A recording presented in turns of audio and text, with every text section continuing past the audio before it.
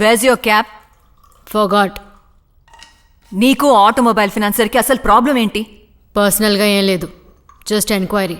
ఈవిడేం ఘనకార్యం చేసిందో తెలుసా? ఒక అబ్బాయి నేనే అమ్మాయిని పాడు చేశానని ఒప్పుకున్నాడు. ఆ అమ్మాయి కూడా అదే చెప్తోంది. ఆ తర్వాత కూడా ఆ అమ్మాయి వాళ్ళ మావయ్యని కొట్టి, ఒక డాక్టర్ని కొట్టి, ఆ ఫినాన్సియర్కి అగేన్స్ట్ గా స్టేట్మెంట్ తీసుకుంది. బట్ డిఎన్ఏ రిజల్ట్ మ్యాచ్ అవ్వలేదే. అవన్నీ నాకక్కర్లేదు. బేసిక్స్ తెలుసా మీకు? ఒక బ్లడ్ టెస్ట్ అయినా 3 times చేయాలి. Repeat the blood test for the boy again. But repeating the blood test will have the same result, no. Do as I say. అసలైన accused ని వదిలేసి సొసైటీలో ఒక పెద్ద మనిషి ఇంట్లోకి దూరి ఎంక్వైరీ అన్న పేరుతో అట్రాసిటీ చేశారు. ఇలా చూడు, ఏనుగు నడిచేటప్పుడు 4 చీమలు చనిపోవటం విధి.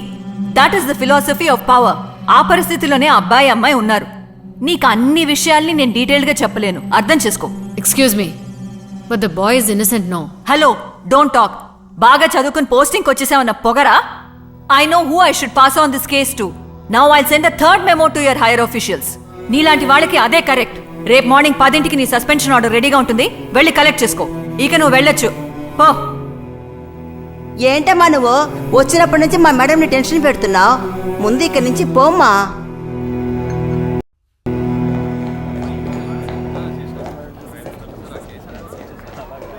మేడం ప్లీజ్ మేడం, కోర్టు కేసును వెళ్తే మా బిజినెస్సే లాస్ అవుతుంది. మేము వడ్డీకి డబ్బు ఇచ్చి వ్యాపారం చేసేవాళ్ళం. ఆల్రెడీ మా దగ్గర డబ్బు తీసుకున్న వాళ్ళు మేము ఎప్పుడు పోతామా అని ఎదురు చూస్తున్నారు.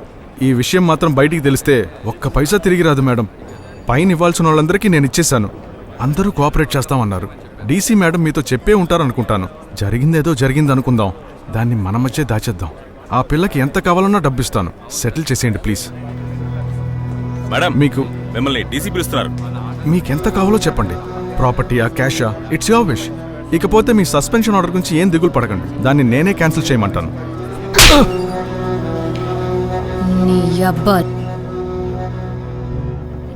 ఏం చేయలేం, ఇదొక సిస్టమ్. ఈ సిస్టంలో డీసీ ఉందే, తను కేవలం ఓ మీడియేటరే. ఈ పాడికి డీల్ అయిపోయి ఉంటుంది. ఈ డబ్బుందే మీతేం లాంటిది. అధపాతాళం వరకు ప్రవహించి మొత్తం నాశనం చేసేస్తుంది. ఇంకేముంది, రేపు ఉదయం 10ంటికి నీకు సస్పెన్షన్ ఆర్డర్ వస్తుంది. ఆ తర్వాత నిమిషమే ఈ కేసుని ఇంకొకరి చేతికి హ్యాండ్ ఓవర్ చేసేస్తారు. మళ్ళీ ఆ పిల్లాడికి బ్లడ్ టెస్ట్ చేసి ఆ బిడ్డ వాడికే పుట్టిందని రిపోర్ట్ రాయించి మొత్తం కేసునే మూసి పారేస్తారు. ఇదే రియాలిటీ షో. ఆ తర్వాత చంటి బిడ్డతో ఆ పిల్ల బయటికి వచ్చాక ఆ పిల్లాడు ఏమవుతారని ఎవ్వరికీ దిగుల్లేదు.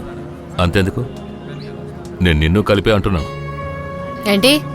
తిన్నగా విషయానికి వస్తాను. ఇప్పుడు ఆ పిల్లకి న్యాయం జరగాలంటావా లేదా మంచి జరగాలంటావా? ఏమంటున్నారు? రేపు ఉదయం 10 గంటల తర్వాత నువ్వు తలుచుకున్న ఆ కేసులోకి రాలేవు. ఆలోగా నువ్వు చేయగల ఒకే ఒక మంచి పని, వాళ్ళు ఏమంటున్నారో ఎంత ఇస్తానంటున్నారో తీసుకుని ఆ పిల్లకిచ్చే. దాంతో వాళ్ళు ఎలాగో బతికేస్తారు. ఏంటి, సెటిల్మెంట్ చేస్తున్నారా? చెప్పేది విను, నా అనుభవంతో చెప్తున్నాను.